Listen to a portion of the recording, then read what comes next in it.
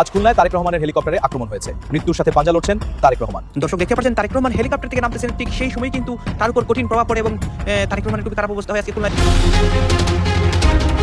এদিকে আজ তারেক রহমান খুলনা গিয়ে কঠিন বিপদের মুখে পড়েছেন।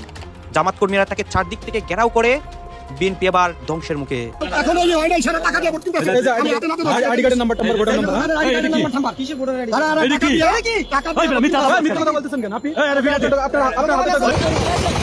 দেড়শো লোক গেছেন আপনারা, 150 লোকের মধ্যে কি একজন পাইছেন না? কোনো আর্মি ছিল গেছিলেন, এর মধ্যে একটি আপনারা পাইছেন না? আপনারা কি পরিশ্রম করছেন না? অনিবার্যভাবে বিএনপি রাজনীতির একটি অধ্যায়ের পরিসমাপ্তি হতে যাচ্ছে এই 12 ফেব্রুয়ারি নির্বাচনের মধ্য দিয়ে। অন্যদিকে আসল জায়গায় জামাত হিট, জামাত সফল।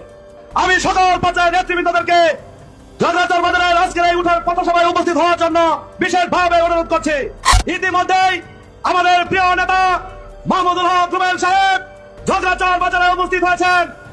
আমি ঝগড়াঝড় বাজারের সকল পর্যায়ের নেতৃবৃন্দকে আসার জন্য অনুরোধ করছি। দর্শক, আজকে আপনাদেরকে খুবই গুরুত্বপূর্ণ ভিডিও দেখাবো। অবশ্যই ধৈর্য সহকারে ভিডিওটি একটু কষ্ট করে শেষ পর্যন্ত দেখবেন। প্রথমত আমরা দেখেছি মহিলাদেরকে টাকা দিয়ে তারা মিছিলে নিয়েছে এবং সেই মিছিল শেষ করে তারা কিন্তু সেই মহিলাদেরকে টাকা দেয়নি। ইতিমধ্যে আমরা দেখেছি যে জামাতের আমিরের বিরুদ্ধে বিএনপির সমর্থনেরা তারা কিন্তু ঝাড়ু নিয়ে মিছিল করতেছে, আমরা কিন্তু ইতিমধ্যে দেখেছি। তো সেই মহিলাদেরকে তারা টাকা দিচ্ছে না, তারা টাকার কথা বলে তাদেরকে নিয়ে তারা কিন্তু টাকা দিচ্ছে না। অন্যদিকে আরও একটি ভিডিও দেখাবো যেখানে বিএনপির সমাবেশ হইতেছে, বিএনপির জনসভা হইতেছে, সেখানে একটা লোকও নেই, শুধু খালি চেয়ার পড়ে রয়েছে। তো দর্শক, খুবই গুরুত্বপূর্ণ আজকের এই ভিডিওটি। আরও একটি ভিডিও আপনারা দেখেছেন ভিডিও শুরুতে, যে টাকা দিয়ে ব্ল্যাকমেল করে বুট কিনতেছে, জনগণের হাতে ধরা খেয়েছে। তো দর্শক, সব মিলিয়ে আজকের এই ভিডিওটি খুবই গুরুত্বপূর্ণ। শেষ পর্যন্ত দেখে আপনাদের ব্যক্তিগত মতামত অবশ্যই কমেন্ট সেকশনে জানিয়ে দিবেন। কথা বলা যাবে? আচ্ছা, আজকে এখানে কেন এসেছেন? আপনার হাতে ঝাড়ু দেখলাম, যে আসলে কেন এসেছেন আপনারা? ধানের সিজন মার্কার মিটিং আছে, মিটিং এ ঝাড়ু নিয়ে এসেছেন? আমি দিল হাতে, বাবা হাতে দিছে। আপনি কিছু জানেন না? না বাবা, না, আমি বুড়ো মানুষ, আমি জানিনি। 150 লোক গেছেন আপনারা, 150 লোকের মধ্যে কি একজনও টেয়া পাইছেন না? কোনো আর্মি ছিল গেছিলেন, এর মধ্যে একটি আপনারা পাইছেন না? আপনারা কি পরিশ্রম করছেন না?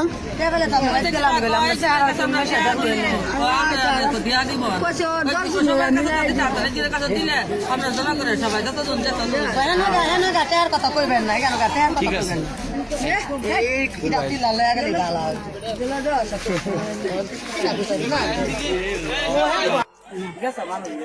আপনারা কত করে নিয়েছে? টিয়া কত করে পান আপনারা?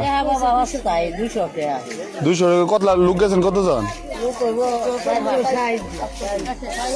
160 জন।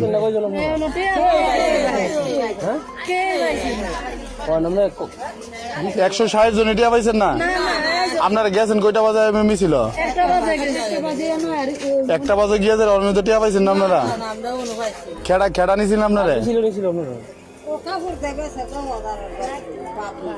কোন মিছিল গেছিলেন? কার মিছিল? আজকে গেছিলেন?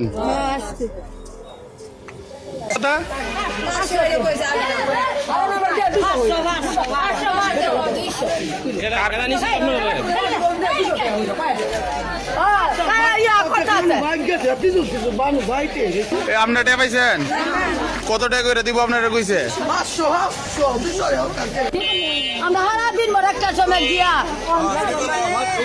আপনারা কি কয়ে নিছে?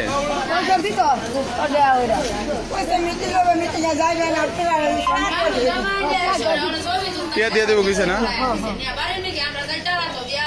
আমি সকল পর্যায়ের নেতৃবৃন্দদেরকে ঝগড়াঝড় বাজারের আজকের এই উঠার পথসভায় উপস্থিত হওয়ার জন্য বিশেষভাবে অনুরোধ করছি। ইতিমধ্যেই আমাদের প্রিয় নেতা মাহমুদুল হক রুবেল সাহেব ঝগড়াঝড় বাজারে উপস্থিত হয়েছেন। আমি ঝগড়াঝড় বাজারের সকল পর্যায়ের নেতৃবৃন্দকে সপ্রোগ্রাম স্থলে আসার জন্য অনুরোধ করছি।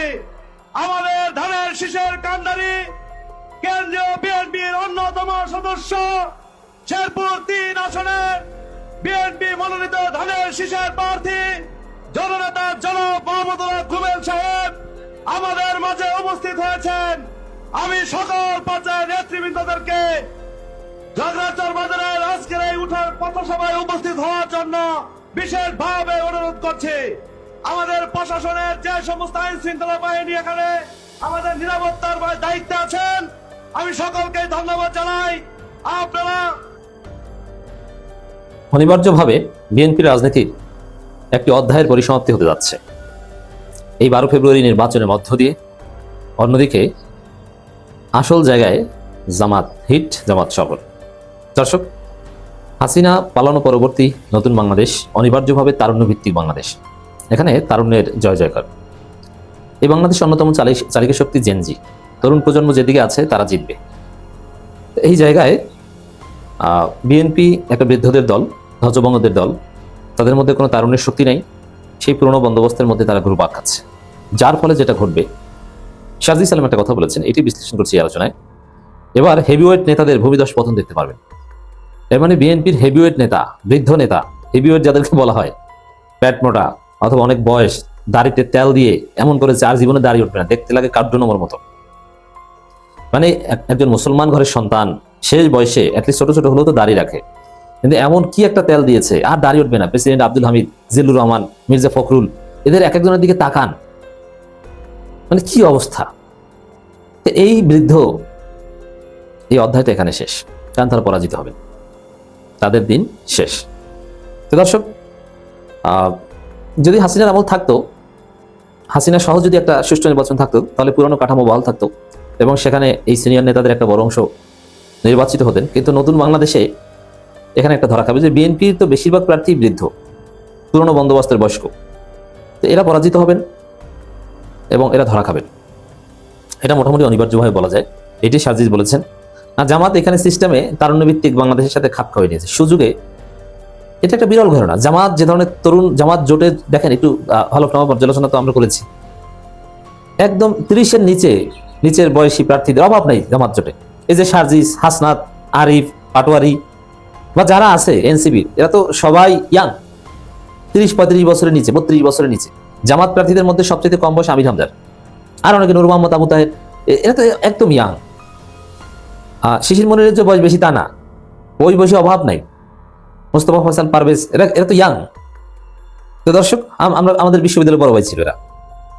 তো সেখানে জামাত এমনিতেই নিজেরাই তারুণ্যভিত্তিক দল, আর তরুণদের সাথে নিয়ে নমিনেশন দিয়ে জোটের সঙ্গী বানিয়ে জামাত এই বিরল যুগে প্রবেশ করেছে, যে তারুণ্যভিত্তিক নতুন যুগে অলরেডি খাপ খাওয়িয়ে নিতে পেরেছে। জামাত এই পরীক্ষা উত্তীর্ণ, জামাত এখানে টিকে গেছে। আর বিএনপি এই জায়গায় আচ্ছা মতো ধরা খেয়েছে, যার ফলে বিএনপি সেই পুরনো বৃদ্ধ আব্দুল আউয়াল মিন্টু, যারা ব্লাড সিটিজেন বলে আমার দেশের নাগরিকদের গালি দেয়। দর্শক, সম্পূর্ণ ভিডিওটি দেখলেন এবং আজকের এই ভিডিও সম্বন্ধে আপনাদের মতামত অবশ্যই কমেন্ট সেকশনে জানিয়ে দিবেন। দেখা হচ্ছে পরবর্তী ভিডিওতে। আসসালামু আলাইকুম।